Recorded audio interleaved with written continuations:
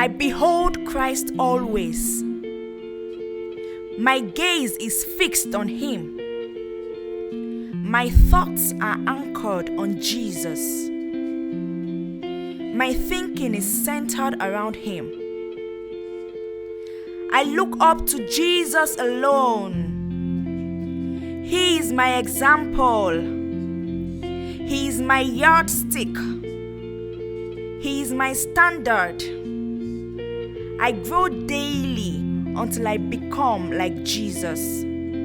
I am consistently molded until I attain the measure of the fullness of the stature of Christ. I choose the way of Christ. I follow in His footsteps. I stay in line with Jesus. His footprint is my map.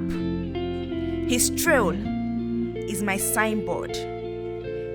His vision is my path. I choose the way of Christ. I stay on the path that is chosen of me by God. I am led along eternal highways. The light of Jesus shines on my way. The light of God's word is my direction. I do not miss track. I am not distracted. I am not sidelined. I am empowered to stay through my life process. I do not give up.